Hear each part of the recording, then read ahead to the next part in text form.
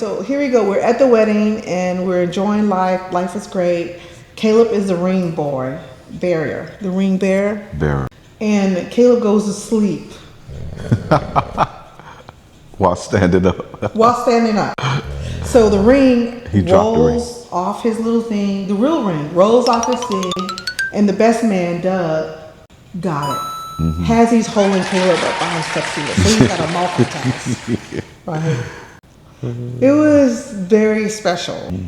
But here's the thing.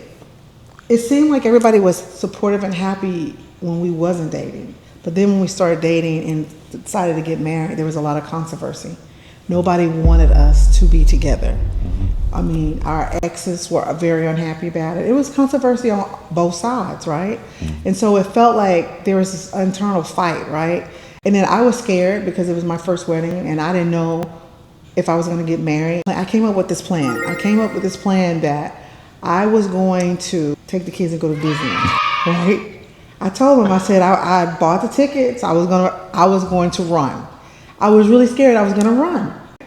And I told him, and he said that he was going to hunt me down for the rest of my life. Why are you running? But I was just that scared that I was thinking about running, right? I had to have a moment of silence. Like I didn't need the lady putting my hair on. I didn't need any of that, you know. And so I talked to God and I said, God, I'm really scared. And so we were crying. I don't even know how we got through it because we were crying the whole time. Both of us are crying. It's crying. Tears coming down. Tears and snot. You know it's real when you start having snot. We had tears and snot coming down, right? I'm thinking about, am I doing the right thing? I should have ran. He's thinking about... the same thing. You wasn't thinking about running. Yes, I was. Because how are you thinking about running telling me you're going to hunt me down? Nah. But anyway, let's back up a little bit to the proposal. I remember the day that I finally decided that I was going to pull the trigger. This was at your place of employment, which was your daycare at the particular time. Daycare center in a newly refreshed children's nursery room that I had did at the daycare facility. We was talking. And he was sweating. I thought something was wrong with him. He was sweating so bad. That was terror. That was pure terror.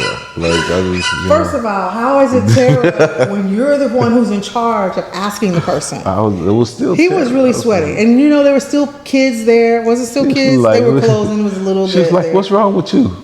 She was like, why? What's going on? And I told her I was watching Cops before I came.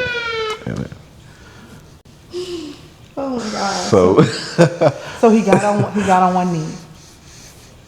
And he presents me this beautiful platinum gold. You know, he's upgraded. It wasn't gold. I mean, platinum. I got this one. When did I get this? Last year. So I still have my other one. This is 5 carats. I'm crying. He crying. I think I said yes. Did I say yes? We had to. We're sitting here now. I was about to pass out too. And he was like, I was going to do it in Hawaii, but I know how he was going to act around everybody. It was going to be a nice surprise and stuff like that. And so I said yes. And then we got engaged. Yeah, we set a date. Which was what? July 27, 2002. A day that will live in infamy. We just celebrated our 23rd anniversary. Yes, but we've been together for 26 years. What makes it interesting is because I changed my hair and I'm so versatile, he has a new wife like every month. So he never know what he's gonna get. Yeah. He loves it. I have my hair short, long, blonde, red, whatever. I mean, I was new monthly. You know, change, growth is a part of every relationship. When we got married, I was in my 20s. You were like in your early 30s. And I was 32, right? Yeah, over the course of time. You make this thing bad. You were in your 20s and I was in my 30s? Yeah, how am I making it bad? Like how old exactly were you? Don't say in your 20s because it makes it seem like you're 21 and I'm 30. I was 27, you were 32. Okay. 5 years. So don't be thinking that I was messing with somebody who was a baby. 27. He was 32. I can't say you was robbing the cradle. I wasn't robbing the cradle. Okay. Well, I'm not going to own that. There was no cradles involved. There was no cradles. My brain was fully developed. I wasn't a cougar. I wasn't a sugar mama. He was a sugar daddy. Sugar daddies are real. No, it ain't tricking if you got it. You know what I'm saying? So anyway, you still can have whatever you like. I'm still that. Then I'll be that. I'm a sugar daddy. Thank you, Jesus, for this man of God. Thank you, Lord. Thank you, Jesus. So anyway, so we've been through some ups and downs. And the thing about it is that we decided that when we got married, one of the things that was special to us is that we decided this would be our last marriage. We was not going to get a divorce, and we was not going to remarry. So we said to each other that this was it. Mm-hmm. And so sometimes when you go into a marriage, if you have that mindset that this is it, that I'm not going to do this again, I only want to be married once. I only want to be married once. And I am definitely on that road one time. This is it. So we came into agreement, which brought us into alignment. Mm-hmm. And the assurance, look at that, bars right now. The assurance is right now what we're living. Mm-hmm. And so this is our story, you know, and people sometimes look at the relationship and say, oh, I want something like that. But this is the thing, do you have the capability to carry, you know, what we've been through to get to this point? Because it looks easy right now, but it's something that we truly have to work at. Mm-hmm. We have to listen without trying to respond. Truly listen, right? You know, and I'm a resolver, so I don't even need you to tell me the whole thing. I can resolve it. And you just say whatever, and I can resolve it. But I had to actually listen, take the time to listen to him, because he would talk, and sometimes I would try to resolve it, and he didn't want me to resolve it. He just wanted me to listen. So I had to learn that, right? And love is a choice. We have to make a choice every day. Am I going to love? Because there are times you may want to lash out, but I learned very early on the power of my words. I realized like there are certain things that if you say them, no matter how many times you apologize, you can't undo the damage that it has done to the person's heart, to their psyche. So I've made a conscious effort and asked God to set a watch over my mouth, so that the things that I speak as it pertains to her will only be edifying, will not tear her down, but will build her up. Right, and I can say that I've been with him for 26 years and I've never been called out of my name. I've never been cursed at. I've never been pushed. I've never been slapped. I've never been talked dirty or ill. And I know what it feels like to experience that, because I was in a relationship prior, and that was one of the things that was deterring me from whether or not I wanted to have a relationship, because I was called those things out of my name and stuff like that. But this relationship was truly from God. This relationship really showed me how love operates. So when we got married, I really didn't know if I loved him, but I knew I liked him. Does that make sense? Mm-hmm. And I knew I loved him enough to want to, spend my life with him. And so sometimes love can be a journey. Like you learn to love as you go. It is. It's a growing way. You grow in love. Yeah. You grow in grace. You grow in wisdom. Yes. You grow in understanding. Like all of these things are like, no relationship is perfect because no two people are perfect. So we're growing in every way, within the context of the relationship. We're mortals. And so we've had difficulties where he says I tried to break up with him through text one time. I don't remember that, but let me pull up the text. He don't have it. He don't have it. So stop It's in my iPhone 4. And why would I try to break up with you through text? It's in my iPhone 4. Why would I try to text you? Lisa, because that's how you are. See? I didn't like conflict anyway. And so we learned that we had to communicate, that we had to really learn how to communicate with each other. Mm-hmm. We had to hear each other out. And we had to laugh some things. Just laugh at some things. Some things are just laughable. That was one of the good things. I think God inputs certain things in relationships to help you to be able to ease. Because I remember a lot of times in the beginnings, certain situations that arose, and like we would wind up laughing. Like you would be saying what the issue was, and like we would just wind up laughing. Or I would tell him, I'm not talking to you today. I just want you to know, don't talk to me for 24 hours. And he was like, why? You just told me you weren't talking to me, so now tell me the issue. And then we'll laugh about it, right? I just wanted you to know, in case you was wondering why I'm not answering you, I just was putting that disclaimer out there. I mean, like, so it wasn't that the problem didn't resolve. We found that what we thought was a major issue was really a minor issue. Minor. And so we've learned how not to sweat the small stuff. There are certain things about her that are just not going to change. Right. There are certain things about me that are just, they're not going to change. They're a part of me. And so I have to learn, I have to figure out. And we didn't go into this trying to change each other. We went into this how to love each other where we are. See, sometimes we get into relationships and we want to change the other person when we're the one who needs changing. And so my prayer wasn't change him. My prayer was, God, work on me. Let me be the best wife I could be. Let me be everything I need to be to him. That was my prayer. Now, I wasn't telling him that prayer because I couldn't let him know that I was getting to that level, right? Because I still had to play the hard part, you know. Like, even in there, he would tell me sometimes, you know, I'm disconnecting. Like, I'm not talking to him, or, you know, we need to keep the lines of communication. Our children are adults, and if you ask them, they'll tell you that we never argue. That's what they think, because they never saw these things display in front of them. Were we perfect? No. We even been through marriage counseling, you know, because as you grow, you develop, you learn new skills. You should not be the same person. If we were the same person in 2002 to now in 2025, then we are stunned. Our growth is stunned. Stunted, you mean? Stunted. Okay, I was going to use a different word, but I'm glad I pulled back on that one. Okay. My friend keeps telling me don't say that word, but okay. So we had to rediscover who we are. You know, we want to make sure we grow together and not apart. You know, sometimes we hear people when we're counseling them, they say we grew apart. That's difficult for me to understand that, but I understand that means you stop communicating with each other. You stopped being what you were to one another. And you know, people think the grass is greener on the other side, but there's someone who's pulling maintenance on the other side. There's someone who's paying for it. There's somebody who's manicuring it. There's somebody who's making sure it look pretty, making sure they're watering it. And when you stop doing that, that is when you start growing apart. This is like a job. You know, like when you're on your real job, you want a promotion, whether it's 50 cents, $1, $2, or whatever, right? You start doing all those things that's needed and going beyond.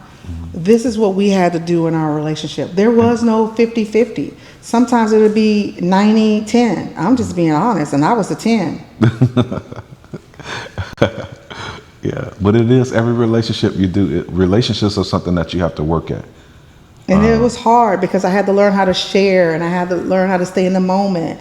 And I'm so independent, and I was like, INDEPE. I mean, I was like, Tim, I could do it on my own. And I'm like, and he was like, but you have me now. And you know, he wasn't like, well, do it on your own. He wasn't talking like that to me. He was like, but you have me now. And I was like, but can I trust you? That was the hardest thing for me, is to trust my life in his hands. Because you can't see. Trust is something you can't see, but you feel it. But you know that it is there. Yeah. By actions, by spoken words, by behavior, right? And so I was like, I don't know if I could trust you. But even when we were dating, he would tell me, like, I turned into, I'm just going to talk about me because, you know, I'm just going to throw this out there, that he was a level 6 stalker, but he might not admit that. But I did turn into a level 4, right? So a level 4 stalker, when we were dating, sometimes he would tell me he's at home. And, you know, I didn't trust that, bro. So I would have to drive by there to see if he's there. So that don't sound like a level 4 to me. You drive. That was a 4. You I didn't make no basically contact did with a. nobody. You basically just the did streets. You was doing a Monica song. I didn't make no contact with nobody. I just did the streets. Only me in the streets knew I was in the streets. And then I would call him. Now this is where it get a little dicey. If his car was in the garage, it got a little dicey. Right? Then I might have to be across the street or around the corner. Hey, what you doing? Where you at? He was like, nothing, I'm laying down. Are you serious? Really? I'm at your house right now. Yeah, okay. All right, okay, I'll take that. Okay, yeah. And then I might have to say, go get me some ice cream or something. Then I see the garage go up. Oh, he was there. Let me hurry up and get home before he bring me the ice cream.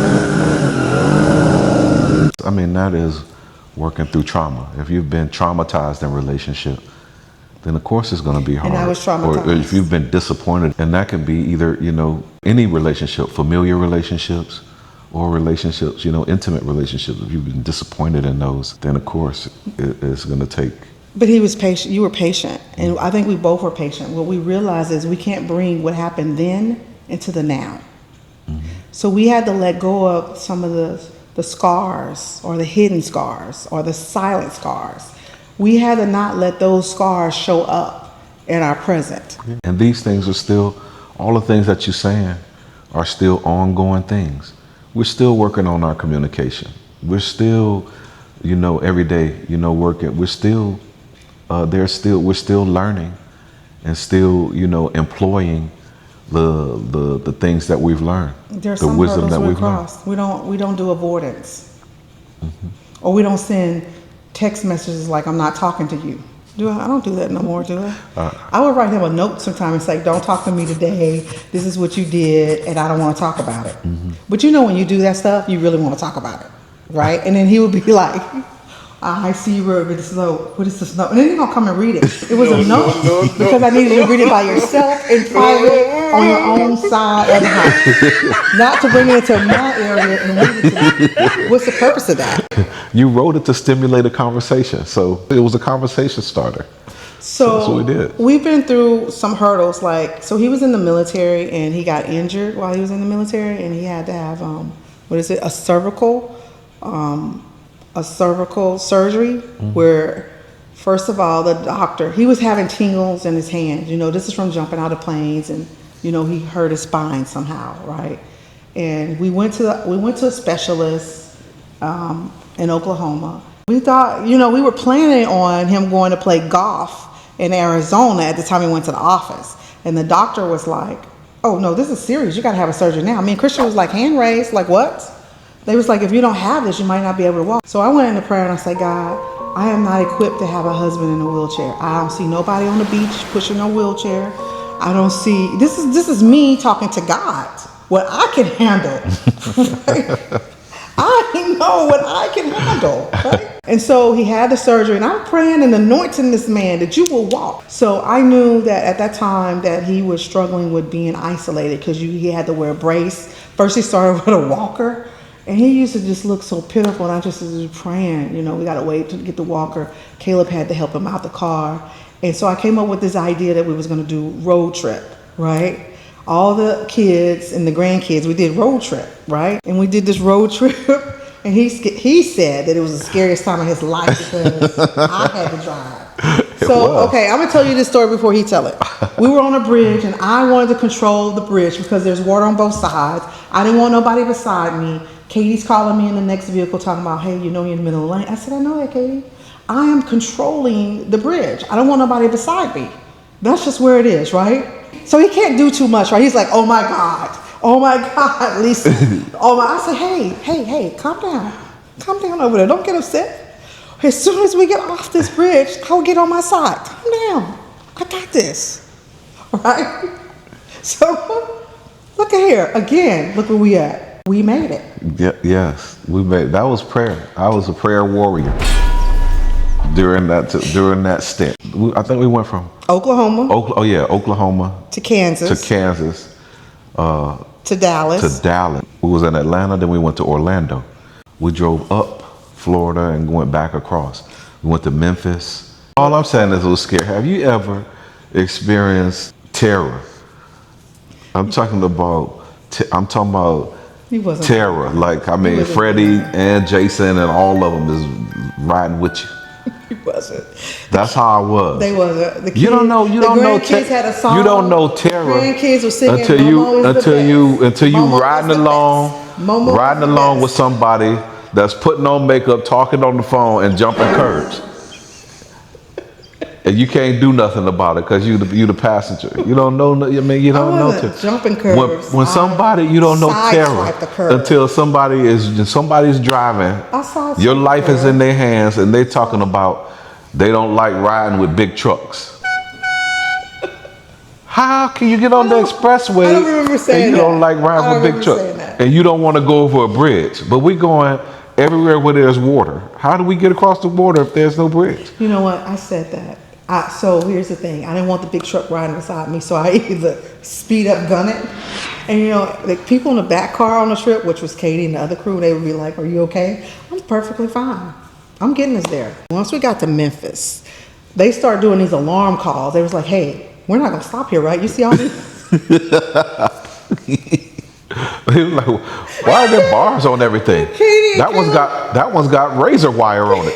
Caleb was like, did you see, this is a hotel. Did you see all the razors on the razor wire on everything? I said, no, we're not stopping here. And then Caleb gonna tell me, I remember seeing the episode on the first 48. Like, and so guess what? Tim decided to stop there, right? But first we stopped in Louisiana with our family. And, so the kids are raised to a certain standard and they were having a little hard time. So there was 2 incidents that happened. One, Caleb had stepped in the ant pile. He's never dealt with ants before. And Tim is upset because he got ants all over him. No. Christian's mad because he's like, why, if they know ants are dangerous, the family got ants in the yard. Here's my question. You've never been exposed to red ants before. So your first interaction with it is you're going to take your flip-flop off and put your foot in an ant pile? He didn't. So they were already on him. So he didn't know they were on him. We found out at a restaurant. And he was like, what is happening to my family? Right? Okay, so we got through that, right? So we're at my cousin's house, and it's backwoods, Louisiana. Kayla went to the bathroom or something, and he said that he could see a light coming somewhere by the toilet or whatever. So Tim was asleep, and Katie, Cessny, and Caleb want me having a meeting with me while his dad asleep. They was like, wake him up right now. This is very inappropriate. We're not sleeping here, right? So everybody was scared. Caleb talking about he saw something looking at him, and if he's looking at it, then it's looking at him. And so Tim is asleep, enjoying his sleep. Everybody's freaking out because they don't want to stay there, right? So we left. We went to a hotel, and then we get into the hotel. Katie and Cessny's in the next room. Got the kids and the grandkids in the bathroom. Like, they saw a roach, a flying roach, and they just lost it in the room. Like, they're calling us, talking about 911. This roach is big, and they're trying to kill it, and it was just a lot. Got the kids locked in the bathroom so it won't bite them. It's flying around, right? It was just like, we saw these things when we were younger. Why are they freaking out? Like, they were freaking out, like, seriously, right? So in the process of this, we shared, we kind of skipped over a little bit. He was working, he was doing all kind of jobs as a provider. He worked on the pipeline, and when his season was up, he would do 6 weeks on, 6 weeks off. He didn't like that he had to do 6 on, 3 off. And he felt like he missed a lot of their school time and a lot of their accolades. And when he wasn't working, he would do odd jobs. Like, he always wanted to drive a cab. So he would drive a cab during that time, like, seriously, and tell me about all these adventures. It was just crazy. And then he did pizza delivery, and everybody thought it was awesome, right? So there was a time in our life where we struggled. Like, you see us now, we're multi-millionaires now, but we wasn't then. We used to live in a 2-bedroom that we made a 3-bedroom because it was all the children, all 6 of them, and my mom, who came from Louisiana to live with us, who was in her 80s, right? And Christian was a baby then. But one of the things I was saying, that he did whatever it took. If he had to have 2 jobs, he did whatever 2 jobs, right? So I came up with this idea to create a detox facility, rehabilitation. And, I started off, we wasn't making any money. He was paying the rent for our first building or whatever. And then he gave me an ultimatum. He said, I need to be able to make money from it. And so I made my first $1 million in 2018. And then I started getting really busy. And then I told God that he's worked so hard. He's did so much for this family. He's given so much. I would like to be able to take him off of his job, that he doesn't have to work as hard anymore. Because he was going into the pipelines and fixing the cracks where he x-rayed it. It was dangerous. It was hurting his back. It was really tearing his body up, wear and tear on his body. And so I got to that point. That I needed him, and I had to pray and ask God to make it real to him to leave his job, because he was already making $200K a year. And so I knew I had to compete with that. So I had to bring it. I had told God, we gotta up this. We gotta up this ante. So I started off with 1 facility, and I wound up, doing such a great job. We turned into six residential treatment facilities. and a crisis stabilization center, which put it to, we're at 8, right? And so he finally left his job, and he told me, you remember what you told me? Mm-hmm. What? This was the best decision ever. It was the best day ever, like SpongeBob. I upgraded him. Let's rewind. No, did I go? That's a no. That's a yes or no. So this wasn't like something that you was doing solo. We was doing this together. I was there Yes or no? every step of the Yes or no? every step Yes or of no? the way. Yes or no what? Yes or no? Did I upgrade you? No, I upgraded you, man. No, I upgraded you. I upgraded you. I need you to acknowledge it. No, you know what else? And I was a saver. Let me tell you something that I did. I started saving money, I kind of like on accident. I wanted him to tell me that he was proud of me, right? And so I started saving money. And so how I started saving money is like seriously cash.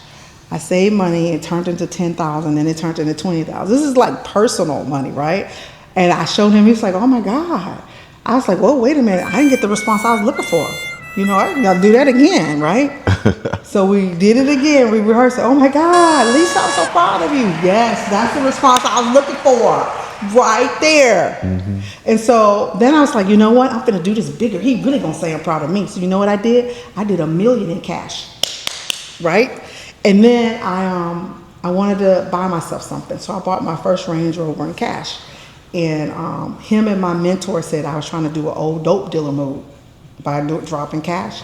And listen, they were trying to talk to me. I didn't want to hear nothing nobody had to say. I'm doing this in cash. I'm proud of this movement right here. I am buying this vehicle, right? And so he was with me, supporting me the whole way. And I told him whatever it is he wants, I want to be able to get it for him because he's took care of this family. And there was times that I know he didn't feel like going to work.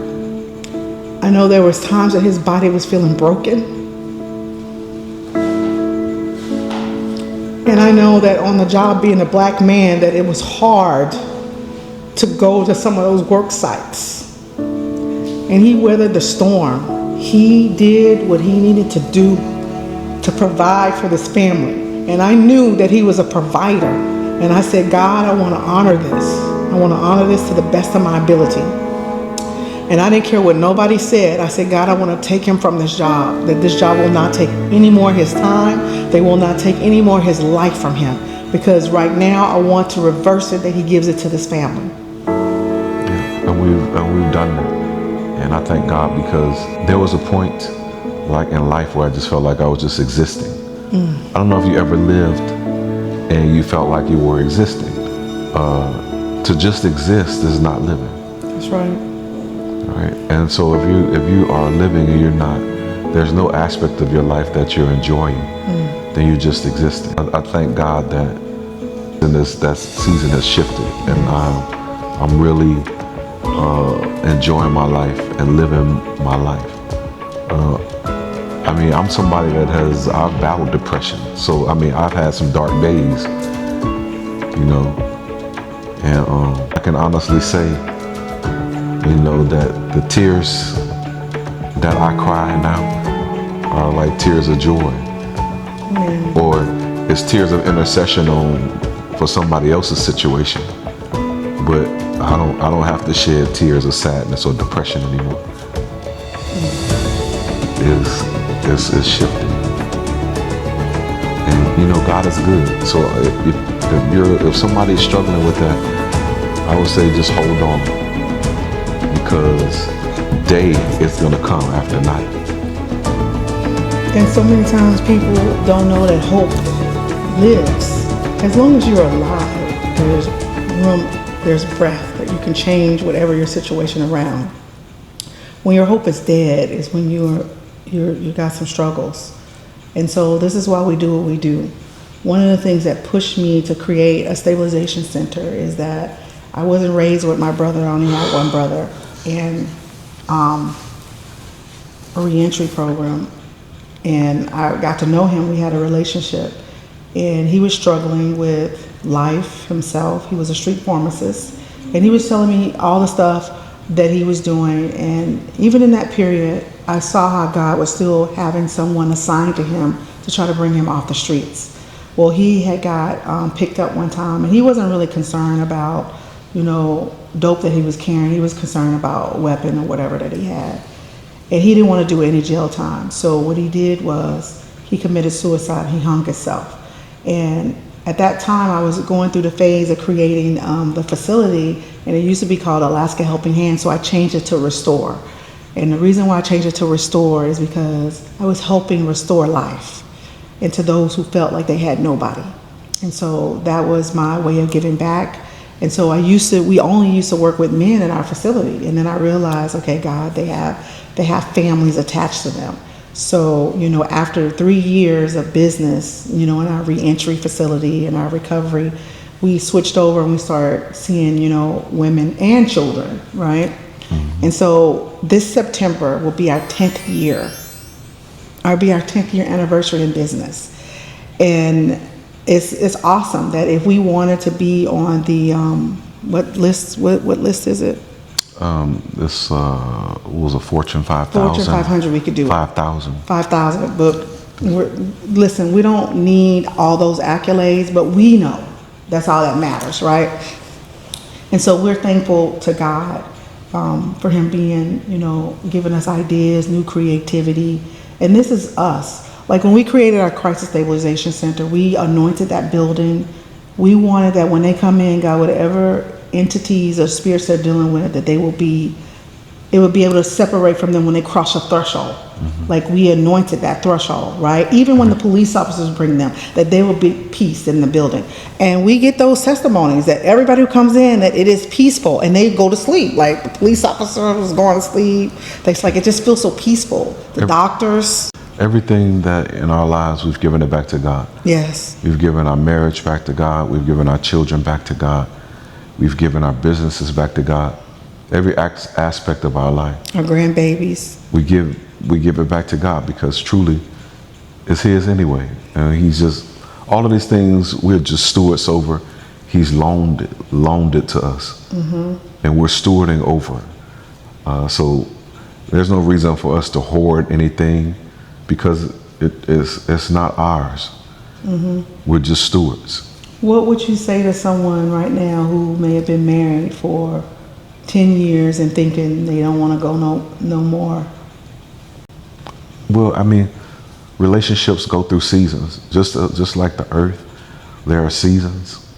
And I would say to just endure this season because a new season will come. And sometimes you have to be the change. Mm-hmm. Be the change to bring the change that you want to see. You have to be the change to bring the change. Yeah, you have to.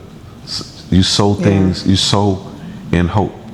Farmers and stuff. They plant seeds. They sow in hope. Yes. I'm sowing these seeds. I'm going to do everything that I'm supposed to do. I'm going to fertilize it.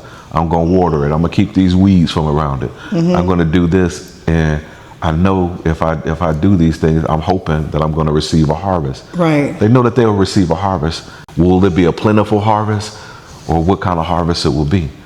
But we're sowing in hope, and we're believing that God is going to bless our efforts. So I'm saying, endure that season, and you sow in that season, and know that you will reap a harvest. And you can't put a time limit on it. Sometimes we treat marriage like a business. We won't be a boss. But we don't want to do boss hours. Mm-hmm. You know what I mean by that? Mm-hmm. Meaning we want to say that we own this, but we're not willing to put those hours in. It might be 20. There's sometimes I had to work 24 hours for days, right? And so sometimes it might have to mean that in your marriage, you have to sow that into that marriage. Mm-hmm. You might have to say, okay, talk about the same thing 3 and 4 times. Until both of you come into agreement. It's not going to be a one time and done with it sometimes, Mm-hmm. You got to be willing to have long suffering. Mm-hmm. Sometimes we want things to be quick, end quick, especially people who've cheated in their relationships. Mm-hmm. Thank God that we've never had to endure that in our relationship. Mm-hmm. I didn't have the time and I didn't want to. One man was sufficient for me. If I'm struggling with the one, why I need to go get another? That's what I was thinking at this point. But anyway, my mind was committed to, my eyes was only for him at this point, right? But I think we get ourselves into trouble when we be thinking, okay, I think I can have it better over there. But here's the thing, Susie Jane, you're only seeing her on a temporary basis. You don't have to live with her. So she's the Disneyland side chick. You go to her because everything is okay. She ain't got to worry about the kids. She ain't got to worry about feeding you. She ain't got to worry about washing your clothes. It's a whole different thing. And I think we have to get into our mindset. Stop looking for better if you're in a relationship that you can make better. Yeah. God uses our relationships, especially those that are close to us, to polish us, to perfect us, to pull things out of us that otherwise no one else can get to. If I don't love you, then there's nothing that you could do that's going to affect me. You know what I'm saying? But if I love you and say there's something in my heart that needs to be pulled out, and God will use you as an instrument to pull that out. Thank you, Jesus, for using me as an instrument to pull it out. Even if, I want you what to if make sure you remember that. if God wants to deal with anger, if I have a situation where I'm angry, where I have explosive anger, right? He may use you to be able to pull that out of me. That's just, we have to be willing to be an instrument. Because sometimes we don't monitor ourselves and we think, oh, the other person's just getting on our nerves. Same thing with our children. Sometimes we have to hear our children also. Sometimes you don't want to hear what your kids have to say, especially when they write. He was like, I don't want that advice. But they're adults. And sometimes you have to, listen. Just like you listen to someone who's a mentor, or you listen to someone who's a teacher, or who's speaking life into your life. When people start speaking life into your life, that's when it's time to open your ears and apply it to your heart and to your hands. And we had to learn that. If we say that we love each other, then we have to open our heart and we have to apply it to our life. And so we can keep saying God knows our heart, but do we have a heart for God? Do we have a heart to do the things that are right? I think most of us are not equipped with, what it takes to really be able to function and thrive in a relationship. I mean, most of us only have our romantic notions of what we think love is, or the Disney. But when we look at what God calls love, 1 Corinthians chapter 13, when it starts talking about it bears no ill, endures all things. It doesn't puff itself up. Come on. It's not envious. All of these different all these different attributes of how love looks and how love responds. And then when we have to measure what we think when we're saying, oh, I love this person or whatever, are we really measuring up to that? Yes. And the answer would be no, because the only way that you can have that kind of love is if God is involved in the relationship, and if he's the one that's empowering you to be able to love like that, because that's how his love is. And for us, we decided that our marriage was a covenant and not a contract. So we had to treat it as a covenant. We took vows for better and for worse, for sickness and in health. He was in sickness, and I told God what we not gonna do, God, okay? And God honored what I prayed and asked him, right? And that's why I was able to drive cross country safely, because I needed him not to be depressed. I needed him to enjoy life with these grandkids. And you know what the coolest thing is? When we see stuff like where the kids thought it was fun. They wanted to put the neck brace on. Not only that, they were making their own braces. Acting like him, like that. Everybody wanted to touch it. They was making their own braces. Talking about Big Daddy, look, Big Daddy. And I'm thinking, oh my gosh, So we have to treat marriage, we have to mean what we say, for better or for worse. People don't think when they say them vows of better for worse that worse may not happen. That worse does come upon you. And you have to be willing to deal with that worse. Not only that, have you ever noticed how it's so quick, it's so easy to get married? You can get married, it costs you nothing. And you got to pay to get out of it, right? You got to pay to get out of it. Because you're breaking a covenant, right? And so you actually have to talk to God when you do those things too. And so it is imperative to love the person who you chose. Love that person. I mean, ask God to help you, because if you don't know how to love, then you have to be taught how to love. And who better to teach you than the Holy Spirit? Yes. I give you a secret. One of the things that I pray frequently, that I have over the course of our relationship, is I've asked God to teach me how to love her, to let me be a conduit of your love towards her. To the point where I said, Lord, I'm gonna make it my mission that when this woman stands before you, that she'll say that she knew that you loved her because you gave her me. Yeah, that's deep. Now you're gonna make everybody in this room cry. I feel that. And I can testify and say, God, he did just that. I don't know what more we could elaborate on. I think we're just gonna end it with what love is. Love is true. Love is kind. Love is reliable. Yeah. Love is respectful. It doesn't think any evil. And love is patient. Love forgives. Love holds no grudges. And love builds. It doesn't tear down. Love is love.